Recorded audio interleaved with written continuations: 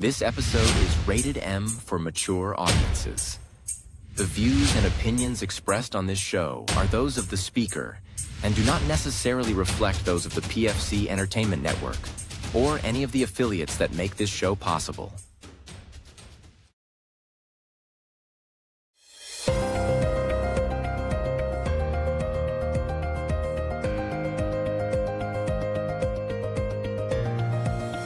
This is the Pure Fury Creations Entertainment Network.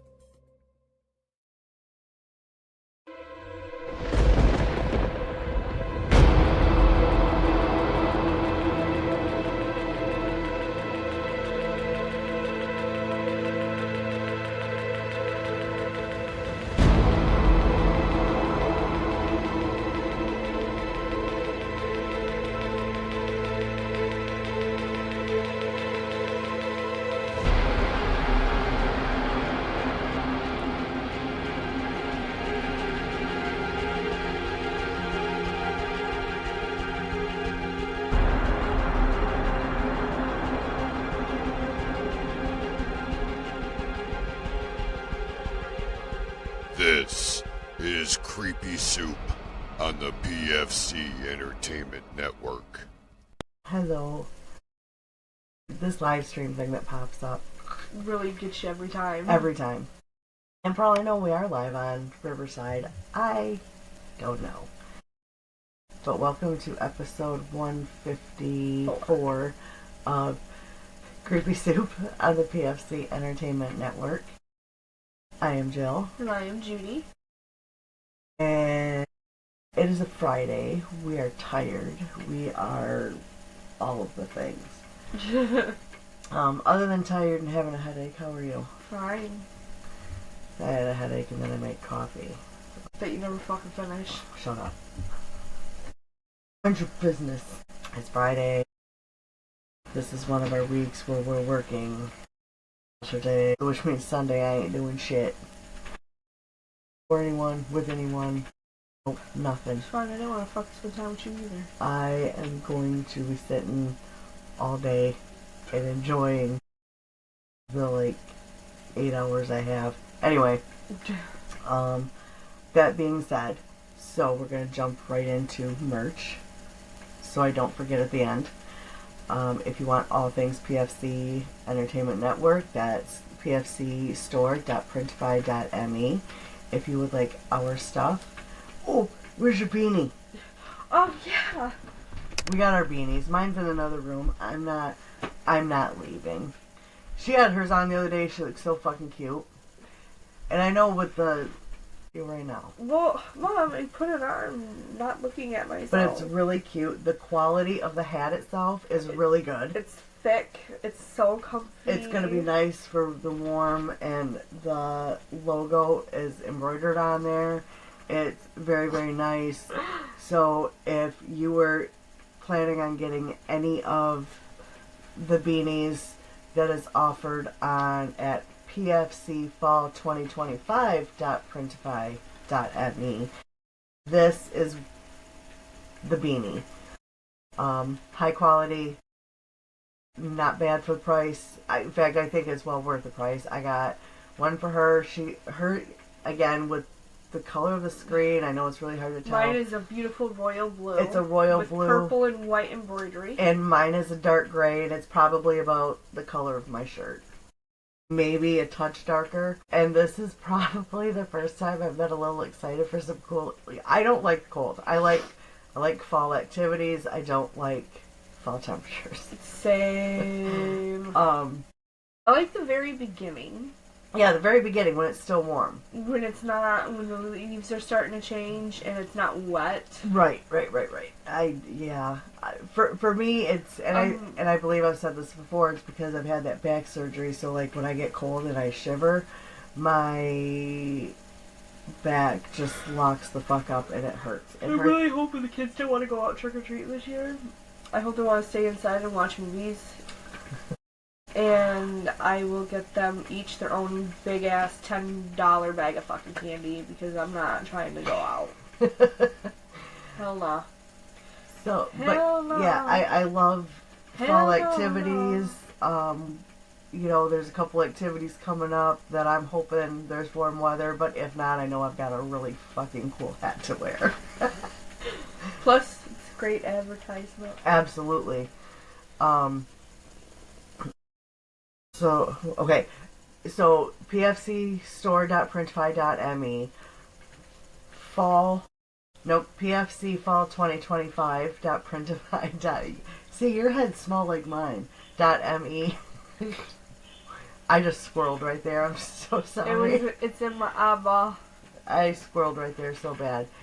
And if you want our merchandise, that would be pfccreepysoup.printify.me. There, I think that's the longest it's ever taken me to get through the merch shit.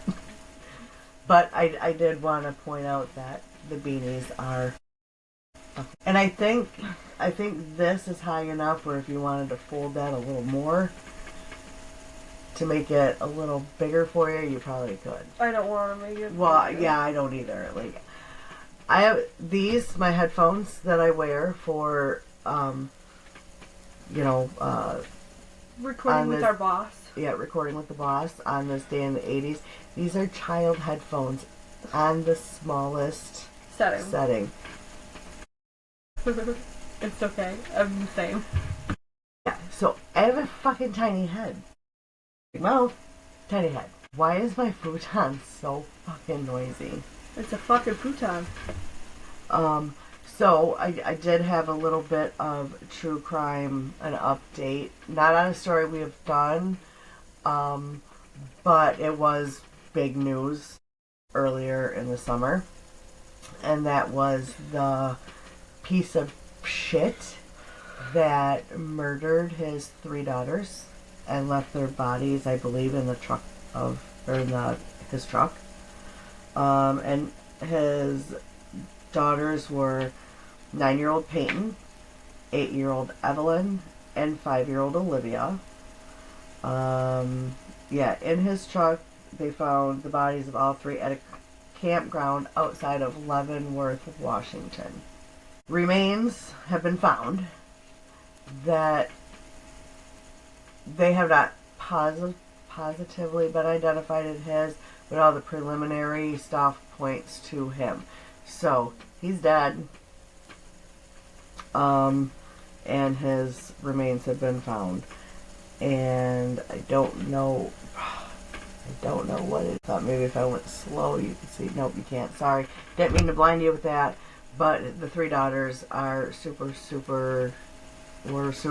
adorable. And I have not researched the story. I'm going to assume it was a custody switcheroo gone wrong. And that poor mom is all I can think. That poor mom. But he's been fined. May he not rest in peace. You mean he's been found? His remains, yes. Yeah. Yeah. I thought you said fined. I could see where maybe you thought that. Okay. So anything cool coming up? No. No. It's only been like 2 days since we recorded last, so there's really no new updates for me. Yeah, maybe it's a little more than that. Mm-mm. Yeah. No, it's been 3 days, sorry. My bad. No, we recorded Saturday. I don't know, it's only been a couple days. We recorded Saturday. No, Sunday. Bitch! Because I recorded with you just where I recorded with Jason. On Sunday. Which, if you don't know, Jason is the head of the PFC Entertainment Network, and he has Founder and creator. He has many podcasts. I am lucky enough to co-host one of them with him. I don't even know how he has the time between working I full time. I mean, the dude is a superhero, Yeah. and he must at this point just be injecting coffee, like between his toes or something. I don't know. You know, and he has a life outside of work and podcasting stuff, but I don't know how he has the time for all of it. I don't know, Jason, and we are not trying to like butter him up for anything. We don't need anything, but he, yeah. There's so many. Anyway, what I was trying to say is recording with Jason. Him and I have a podcast that drops on Wednesdays called On This Day in the 1980s. And we discuss what is the date of the drop. So, like, this week it was the 17th. Whatever Wednesday was. I don't fucking know. The 17th. So we discussed, like, movie headlines, just headlines in general, top albums, top songs, TV shows that were premiering, things like that. We have fun. In fact, one of my favorite... God, I want this to be a shirt so bad on the merch store. Because I will fucking wear it. I don't even care. There was we had done an episode on, like, the really shitty week us Gen Xers had with the passing of Malcolm Jamal Warner, Ozzy Osbourne, and Hulk Hogan, just in the matter of days. And he started talking about music, and he's very famous for not loving Wham. Nobody does. Right? And I had made that comment, and he said, "Fuck off, Jill." And I really want that as a shirt. So if you want that as a shirt, leave a comment so he can see it and make it happen. I will wear it. I'm not even... What the fuck's wrong with you? I'm not joking. I will wear it. I buy one. Everybody says that to you, though. I know. What the fuck is wrong with you? Well, now I can advertise that everybody says it to me. But in fact, he loaded that clip, and it was very popular on Facebook amongst the, so yeah, I think merch. We don't have any special events coming up yet. However, we are talking, so yeah, we are trying to come up with a couple of different things. I have to grow some and message a couple of people and cross your fingers for something really cool. So I guess with that we can get into the subject. Now I am going to be straightforward and tell you I started my notes. Didn't finish them. But I've got the source, and I'm going to be looking at the source for inspiration. Okay. I fucking can't. You can, but I do have to open this up because I have highlighted some direct quotes, and I didn't want to write them down when I have... Ooh, a penny. When I have a highlighter. I just highlighted the things I have to read because they're direct quotes, so they're going to be word for word. Oh, for a second it looked fucking Canadian. You don't want that. We don't want Canadian money. It doesn't do anything. Fuck. I don't even know why they have pennies anymore, to be completely fucking honest with you. But there's whatever. Always that 1 cent. Right. Mike, you know how Bentley always has to put his 2 cents in? Mm-hmm. Mike put his name in his phone. That's 2 cents. That's Bentley's name in Mike's phone. And mine is bento bean with a little beanstalk. You're Wonder Boop. I know. Your brother's dirty little multigrain whore. I know. Your dad's splendid daddy. Ugh. And my favorite, your uncle is in there, is Taint Tickler. I had to. Wait, which one? Jesse. Oh. Because he's got the long beard, so... Years ago, we had got into like a little... I started out pissed, but then it got funny. But we were going back and forth in text message, and I told him, I'm like, we know that that's your taint... Sorry. Your tickler. We love you anyway. It doesn't matter to us. And then I'm like, oh, I changed his name, and it's got the laughing emoji after. Yeah, if we are ever at an event, or when we are at an event, and you see this one... No, I'm joking. Jillian. She likes her cheeks pinched. Do that. Which set? Okay, so we are going to hop back into a time machine and go back about 103 years. Bitch, what? You're doing too much. I know. But it's also a pretty interesting case, and it's old Hollywood. I mean, you've read enough things to know how old Hollywood can be. I know, there's a case that I really want to do. I was watching a documentary, and I can't remember what it was, but I gotta look for it again. And wouldn't that be something if it was this one? It's not. It's about this, way back when, this, producer was found murdered in his hotel room. Oh. And there's all sorts of different suspects, but they couldn't tie anybody to it. Was it William Desmond Taylor? I think so. That's what I'm doing. You're lying! I swear to sweet baby You're Jeebus. lying! And there was many suspects. Oh my, including a woman?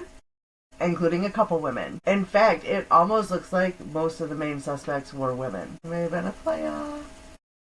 But. Is it really? Yeah. He was a producer. Director. Yeah, that's right. Son of a bitch! I'm sorry. I would say, like, I'll save it for you, but I'm so sorry. See, I didn't know. You never expressed interest, or I would have said... I didn't know I had to. But So- that's crazy. Right, so just so you know, this is my source. It is Unsolved Murders, True Crime Cases Uncovered by Amber Hunt and Emily G. Thompson, and there are all kinds. There's the Zodiac Killer in here, there's the Black Dahlia in here, John Benet Ramsey, the murder of Marilyn Shepard, which is everybody knows, like, the case that got me. Fuck, it is! Son of a bitch! I guess great minds think alike, right? Yeah. Well, I was going through here and I'm like, okay, because yeah, the first case in here is the Villisca axe murder in Iowa, and then there's Desmond Taylor, and there's pictures of the women that were. Sure fucking shit, son of a bitch! I'm sorry. I'm sorry, but I'm not, because I didn't know. So it's not like, you know, I really could. Look, I've got gifts, but I'm not a mind reader.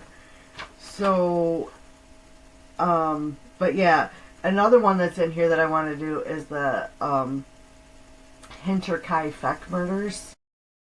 That is a crazy one. But yeah, someday. There's something I want to do, but I'm not going to say what it is. Okay. Okay. It's like, oh, there's something. No, I'm not telling them. I'll tell you later. Okay. So anyway, I did my notes last night, and after working all day, my hands cramped, so I've got like a good chunk of notes, but then I'm also going to be referring to the actual source. I'm I'm sorry. pissed. See, that's what happens when we don't talk to each other about what we're gonna do, because what if one of us... Well, don't have that in mind. I'm just gonna say this. I have told you I have these books I don't give a shit about your book. that you can look at for ideas or resources. That's what Google's for. That's what I use Google for. I didn't know that specific one was in the fucking book. That's why you go through them. You super suck. But great minds think alike. Yeah. So this was like a while ago. Beginning of summer, right before school let out type shit. yeah, and you never expressed anything, so I didn't know. So it's not like I stole your idea. Kind of did. Didn't. You did. Well, I may have, but not on purpose. Is what I'm saying. I didn't know. I love you. Okay, so obviously this is the 1922 murder of William Desmond Taylor. It's fine. I'm just fucking with you. I'm sorry. I didn't mean it. No, it just makes me feel good that we think alike in a lot of ways. So. Well, it's not like I set out to do this. I went through the book to get... She set out to do it. That's why she did it. Look at Tate. I'm not talking... Stop! Okay, let's get going, because I got to go to work in a little bit. Yeah. Okay, so in the early 1900s, like 1910s, 20s, William Desmond Taylor was a prolific director, and due to always having beautiful actresses on his arms out in public, And in his lap. he was a constant fixture in gossip columns. So much. He was like the silent, and I did put her link in the show notes on YouTube. Carry on. Sure. So he was a silent. Will you fucking stop it? I had a tickle in my throat. I'm gonna give you a punch in your throat. I'll karate chop you in your lips. Okay, come on, I want to do my shit. I didn't do this to you. Okay, so he was a silent film director, and some of the people he worked with was Mary Pickford. I believe there's a true crime case on her too. Or maybe this was it, I don't fucking know. Wallace Reed and Myrtle Stedman. These are some of the legends that he worked with, and they were major stars of the silent movie era. He lived in the movie colony, which was a much sought after LA neighborhood. And you're dead. He seemed to have it all. So you're dead. Until he didn't. So on the morning of February 2nd, 1922, Henry Peavy, who was Williams' valet and cook, came in, I'm assuming to valet or cook. To cook. And Pork beans. Shut it, Judi, come on. Sorry. I should have let you fucking sleep, you crack addict. Jesus. I'm tired. He found William's body lying face up on the floor of his house. And this just happened to be in the study. I did make a note of that. So of course he sees this. He runs from the home screaming into the building's courtyard. And the first... Nope. Initially it was assumed that he had died from natural causes. He was 49. Natural causes?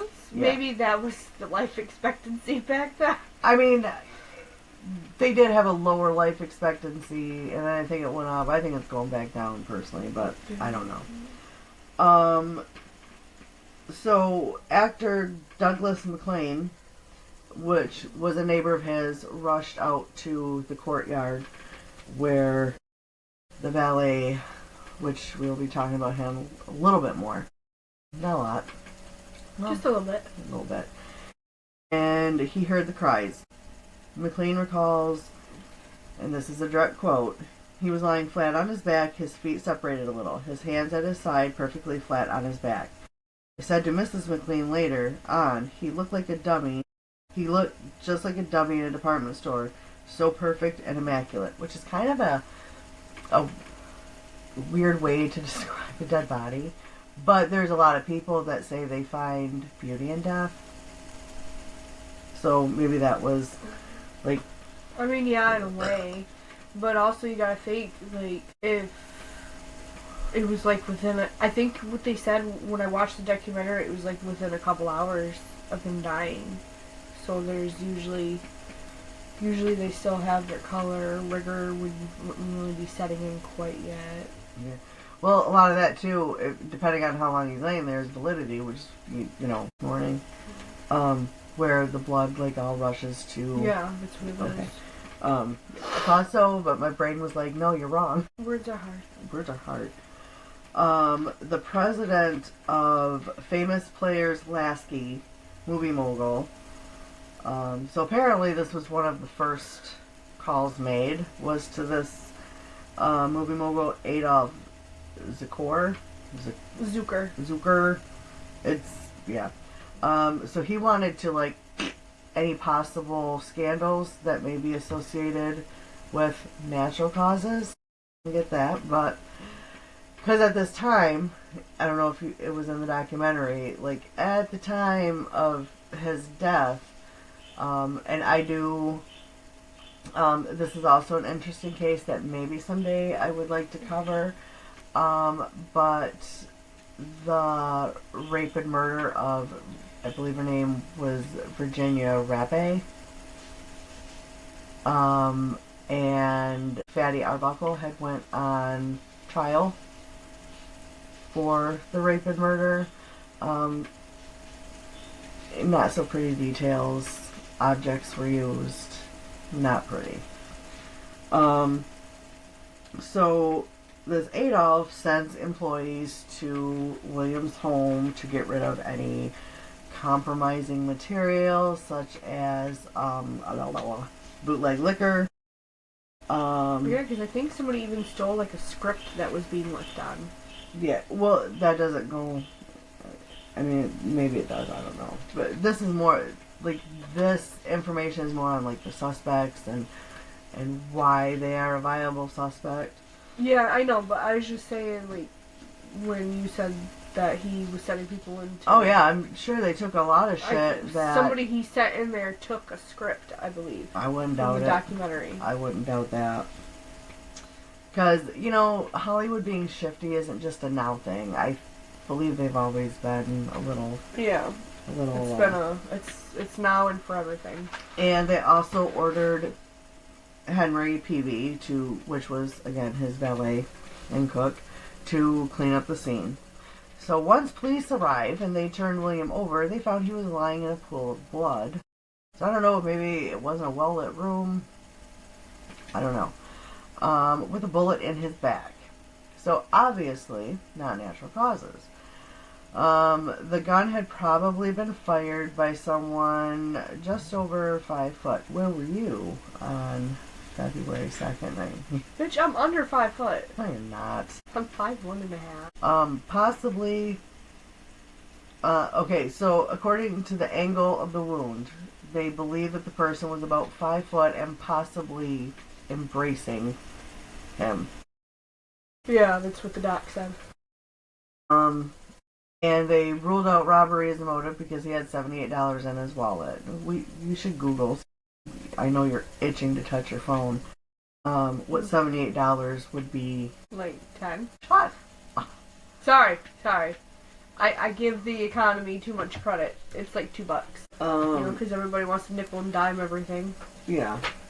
Poor folks can't live. So Williams, true. I just saw a thing. I don't mean to sidebar, but you said something where it's more expensive to be poor than it is to be wealthy, because you have to buy what you can afford at the time. So if you buy a cheaper pair of tennis shoes, you're going to have to buy another pair sooner than the... Not necessarily. You buy it $350. Huh? What? What'd you say? Nobody's... What? Let's repeat what the fuck you I said. was making fun of you for how much you spend on your shoes. I do not spend $350 on my shoes. I'm nickel and diming. Right, that's what I'm saying. Like, but I spend that much on shoes because those last me longer than the other shoes I buy. Like, I do a lot of steps at work. I do, like, some days 10 miles. One day I clocked 13. It was crazy. So, like, my tread wears out faster than anything, but these have a deeper tread, so they last a little bit longer, making my feet not hurt quicker. So, yeah, or like if you buy, one woman was talking about she bought a cheap book bag and had to patch it several times before having to buy another one, cheap one. So, it's and in the long run, you end up spending more money on the same items over and over, versus... you know, the more quality stuff, more expensive shit. And that sucks. It does. Mm-hmm. Okay. So, William's murder would become one of Hollywood's dark legends. Every tidbit of information that came out was just, like, by the press and gossip columns. And honestly, they couldn't have wished for or written a better story of their own, to be honest. And reporters from the New York Daily News went so far as to kidnap Henry Peavy and tried to trick him into confessing to his boss's murder. That Low down, because they don't want to do their work. That is crazy. Well, that's reporters. That wasn't the police. That was reporters. Yeah, same thing. Mm-hmm. They want information just handed to them to break a case. Right. So, of course, the last person known to be seen with him is obviously going to be the first suspect, right? Mm-hmm. Okay. So that just happened to be actress Mabel Normand. Mabel, the description of her is she had, like, huge, dark, expressive eyes. She had, like, a short, cropped, flappers hairstyle. In 1922, when this murder happened, just stop and think, that's 103 years ago. 103 and a half, because it was in February. Sorry. In 1922, she was working for Goldwyn Studios for $1,000 a week. And at the time this book came out, which was, I don't know when. Let me have a look, see. January of 2020. Oh, it was updated in 23. So as of 2023, that $1,000 she made a week at Goldwyn Studios would be the equivalent of $15,000. So probably $15,500 now. That's $5, not $500. But she had addiction issues. She was into drugs and alcohol, and William was very against drugs and was actually trying to get rid of drugs in Hollywood. Like, be professional. I don't know if he drank. Maybe. I don't know. It doesn't mention drinking, but it does mention the drugs. So Mabel claimed her visit was innocent and didn't know anything about the murder. So William had bought a book for her and called her to come get it. And she got to his home between 7 and 7:15. And she says they talked about theater, oh my god, I'm trying to combine two words. Theater and literature.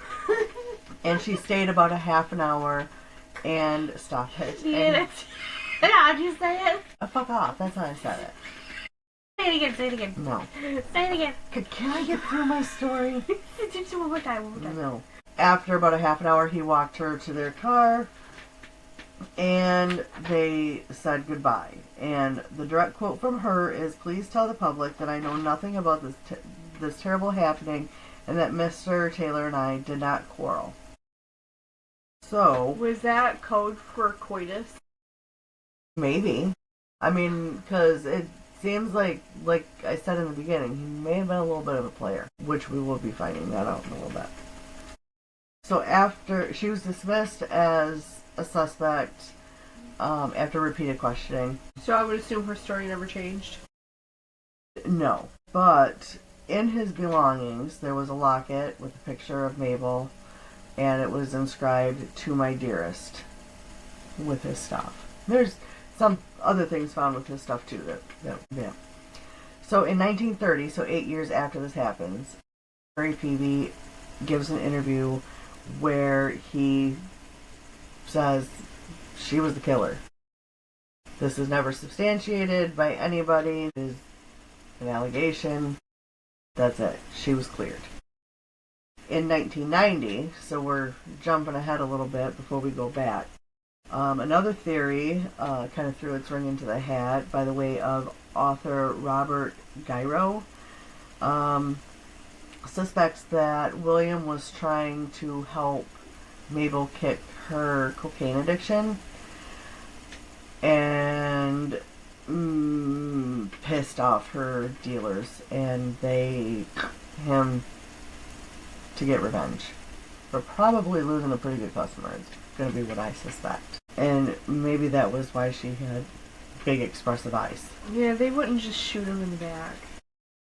I mean, maybe not now, but we're talking back then. I don't think they do it back then anyway. I don't know. I mean, they're drug dealers, not mob. So now we're going to focus on another young lady.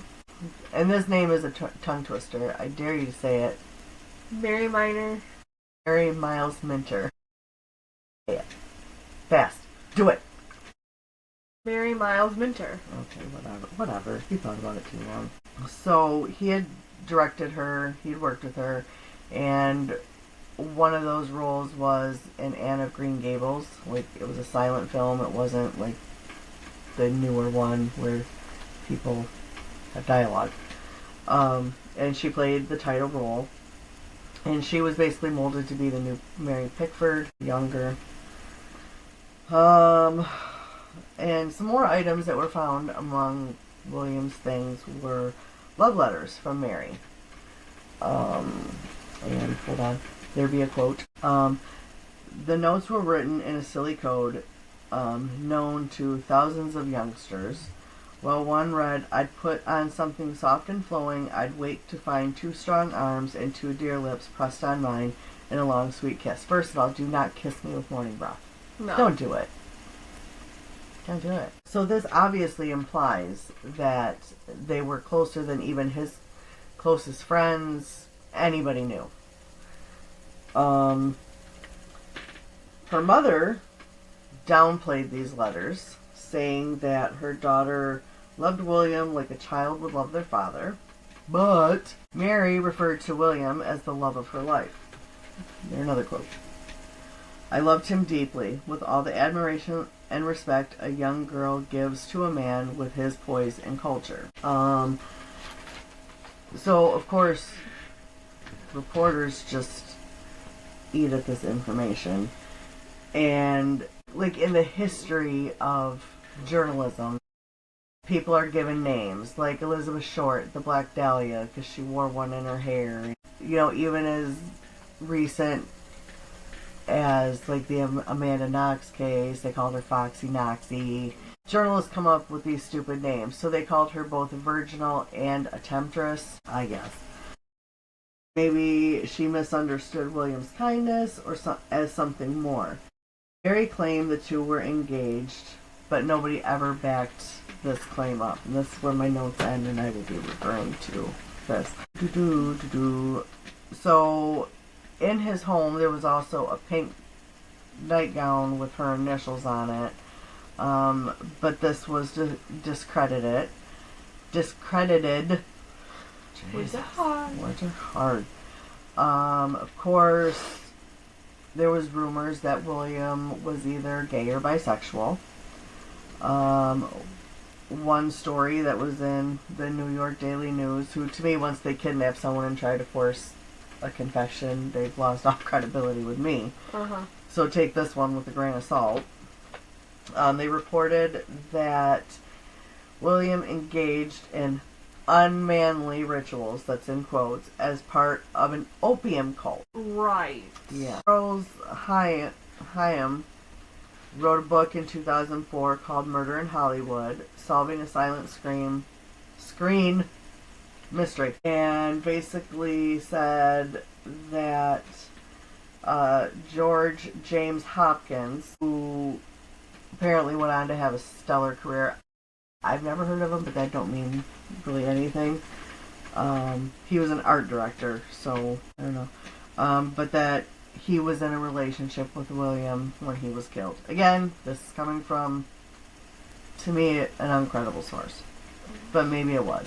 I don't know. So their secret relationship, Mary and William, of course, their secret relationship was enough to, like, get investigators going. She had no alibi.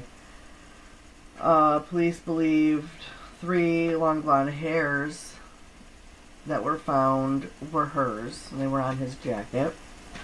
Kind of made it so that her name was going to be forever associated with this case. And maybe that's where I've heard this name before, because I know I've heard it, but in 1937, 15 years after the murder, she was still the police's prime suspect. And they made it very clear that she was still their prime suspect. They subpoenaed her mother, and her sister, Margaret. Her mother's name was Charlotte, and her sister was Margaret. They subpoenaed them and claimed they had uncovered new evidence. At this point, Mary basically said, either clear me or try me. And not like, try me, ho. Like, put me on trial. You did not. I did. Oh my god. Bitch Win Wednesday. And then over here, I have Motherfucking Monday.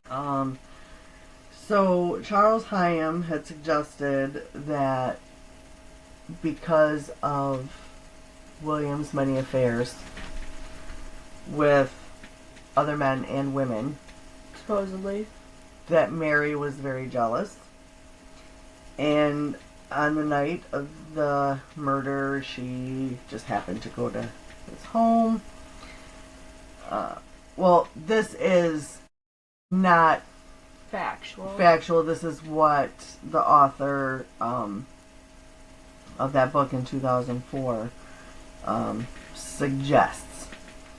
That she turns up at his home threatens to kill herself if he would not be her One and only true love, or would not return her love. Like, yeah.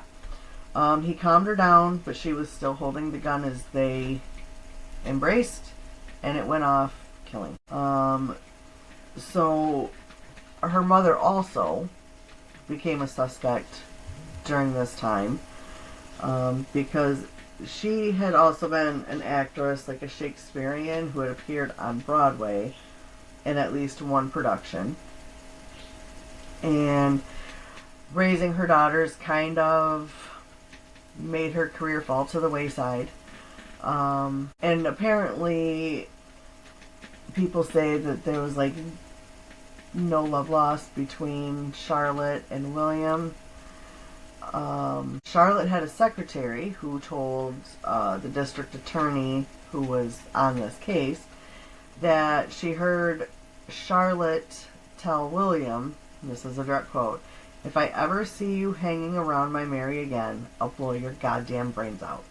So a lot of people think it's kind of ridiculous that she was so against a relationship between her daughter and William, because that would bring the family kind of some financial stability, right? Right. Maybe she was jealous because she had to give up everything for her girls, and then she gets to watch her one daughter have the life that she wanted. Right. And so some people say that Charlotte was just merely a protective mother trying to shield her young daughter. Apparently, William was 3 times her age. Now remember, he's 49, so doing the math, that should be what, like maybe 19, 20-ish, I don't know. Oh, Mary basically said no. And this is a direct quote from Mary. "Mother's actions over Mr. Taylor's attentions to me were not inspired by a desire to protect me from him. She was really trying to shove me into the background so that she could monopolize his attention and, if possible, his love." So is this a crazy love triangle? Maybe he was tapping the mom and the daughter, and the daughter got pissed and went to confront him. I don't know. Oh, even more against the mother, the older daughter, Margaret, according to her, neither Mary or Charlotte was home between 7 and 9 p.m. On the night of the murder. Mary eventually comes home and she's hysterical. And Charlotte did not come home at all. And this is a direct quote from Margaret. "I knew she was out all day and night hunting for certain men to learn Mary's whereabouts. She later came in and told us that Taylor had died." Margaret also told police that her mother tossed the gun. That's in quotes. I don't know why, but it's in quotes. So I don't know if that means the gun that did it. I don't know. Into the river in Kansas City. And soon after making this statement, Charlotte has Margaret committed to a psychiatric ward, which basically is going to make investigators think, well, she was not right, so we can't believe what she said. That's kind of what it tells me. Yeah. Well, let's have her committed so they don't believe her. But outside of the daughter's incriminating statements, police kind of uncovered some convincing circumstantial evidence. She allegedly owned both a type of gun and rare soft-nosed ammunition used in the killing. While this was not enough to convince grand jury to take it further, it convinced Ed King, which is one of the investigators on the case, who went to his grave believing that Mary's mother got away with murder.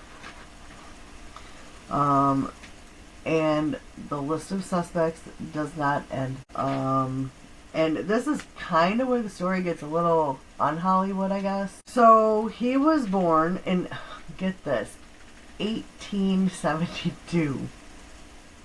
Isn't that crazy to think about? That's 101 years before I was born. And he was born William Cunningham Dean Tanner. His parents were wealthy landowners, and he was a grandson of a member of Parliament. He grew up in Mallow, Ireland, with a younger brother named Dennis Gage Dean Tanner. William had a lifelong ambition of becoming an actor, and his family was very disappointed in his decision to not join the army. Instead, he joined a theater group in Manchester, and he bounced around the UK and then Canada, and then finally landing in New York. And his brother Dennis joins him there, and they opened, do you know what they opened? Antique shop on Fifth Avenue, no less. So in 1901, when he was 29, he married Ethel Harrison. She was the niece of a real estate tycoon, and they had a daughter named Ethel Daisy, which is kind of cute. Daisy? Yeah. Well, the Daisy makes Ethel cuter. Ugh. Anyway, so 7 years later, in 1908, it said that he emptied his bank account and took off. And dipped on his family. He left no forwarding address. He just vanished. He didn't die until 1922. Hold on. Her and her daughter were watching a movie and saw him on the screen using a new name. That's how she discovered where her husband was. Isn't that crazy? But I wonder if she knew he had aspirations to be an actor. I would assume. So 4 years after William disappears from his family, his brother Dennis also disappears from his. His wife said he left his house, the family home, with a hat and a walking stick. I don't know why that's an important detail, but I don't know. As though he maybe was it means something for some reason. Maybe I don't know. Maybe he had an injury or a limp or something. I don't know. It doesn't say. But it was like he was going about his normal day, and he just never returned home. And his wife and they had 2 small children. Never heard from him again. So in 1920, William hires a man named Edward Sands as his chauffeur.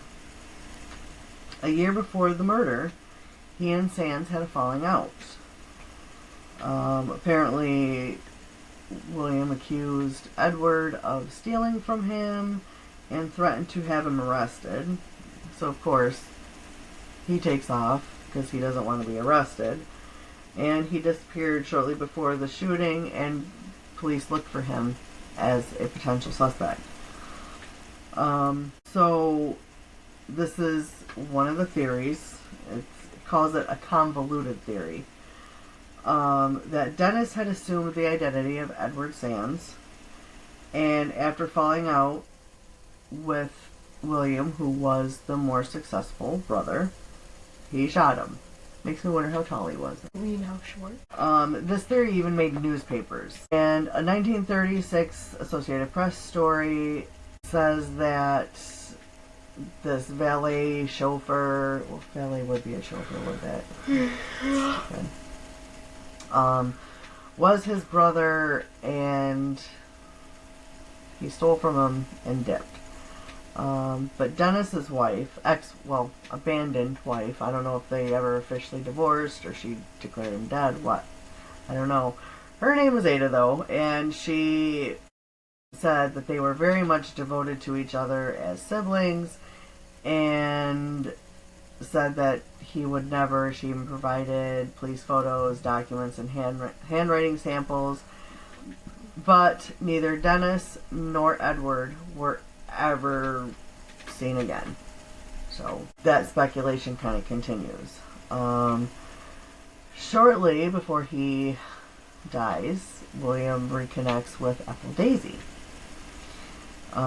She would subsequently inherit everything.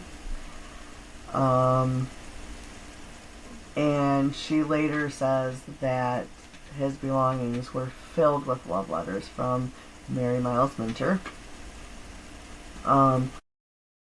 So here's another little one. In 1964, so 42 years after this happens, a woman named Pat Lewis made a deathbed confession that she had killed him. On its own, the confession was... Police claimed that the case had garnered over 300 confessions. Which, if you look back at a lot of cases back then, that was very common. Like Black Dahlia case, there was a lot. But why? Why would you want to confess to something like that you didn't do? You know, see, I looked that up. Some people wanted the notoriety. Some people were actually homeless people that figured if they went to prison, they would be housed and be fed and that kind of thing. So, mental illness. I mean, I'm sure there's a whole fucking playbook full of reasons why people would confess. Would I confess to something I didn't do? No. I would. If the cop was hot and they frisked you? Maybe. But I think the biggest reason I would is if you or Buddy or one of the grandkids did something, I would... Take the fall? I probably should have confessed. I'm kidding. Go to prison, you bitch. But a family friend of this Pat Lewis did some digging into her past and found there could have been something to it. She was also known as Patricia Palmer, and before that she was a movie star. She had some movie star fame, and she was known as Margaret Gibby Gibson, and she had starred alongside, guess who? Mary Minor? William. Oh, so I meant Minter. Never mind. So I don't know if that meant he directed her in 4 movies in 1914. By 1964, Pat Lewis, a.k.a. Patricia Palmer, a.k.a. Margaret Gibson, was a recluse, and she lived in the Hollywood Hills in a small house. When she suffered a heart attack, she wanted a priest to come and confess her sins before she died. And she said that she had shot and killed William Desmond Taylor. And she continued, this is a direct quote, and she continued by saying that they nearly caught her and she had to flee the country. And this was published, there's apparently a newsletter dedicated to the murder, and the newsletter is called Taylorology. So Bruce Long is an author, is it a book? Hypothesized in the same newsletter as Gibson had. But he was the author of William Desmond Taylor, a dossier that Gibson had, like Mary, fallen in love with William, basically killing him in a if I can't have him situation. So William J. Mann, author of, there's a lot of books and things associated with this, I guess. But he wrote Tinseltown, Murder, Morphine, and Madness at the Dawn of Hollywood. Basically says that she was trying to blackmail Taylor over the family he had ghosted, and recruited help from a local mob boss that he met, and also a known blackmailer. He basically says one of those men, rather than Gibson herself, pulled the trigger. So basically, if this was a movie, this would have, the suspect would have been caught and put away, and everything would have been wrapped up in a nice, neat little package. But this was not the case here. There's a whole list of suspects, and honestly, if they kept all the evidence, I'm sure now if they ran DNA and shit like that, they'd be able to find them. I'm sure they could definitely come up with something. But that is what I have. I'm sorry. I honestly think the mother did it. She seems very likely. Very, very, very likely. But I don't think she did it to protect her daughter. I think she did it out of jealousy. Yeah. That's how I feel. Yeah. I mean, that very well could be. Like you said, she had to let go of her career to raise children. That was her fault, though. She chose to do that. Absolutely. So, and it's like, once you become a mom, you should want and strive for your children to do better than you. Mm-hmm. Not be jealous of them. Mm-hmm. That's just, that's bad. Why did you just side-eye me? You said not be jealous of them. And you side-eye. I did not! Actually, you did, but I don't think you meant it as a side-eye. I did not mean it like that. You know what? Go to work. It's almost that time anyway. Oh, yes, it is. So, boom, on that note, we are ending this because I got to leave in just a couple minutes and I still got to put on shoes and gather all my shit. So we hope everyone has a really good day, or week, day, whatever, month, I don't know. Have a good one. And on that note, we will see you next time. And actually, our next time we have a special guest, so stay tuned for that one. Bye.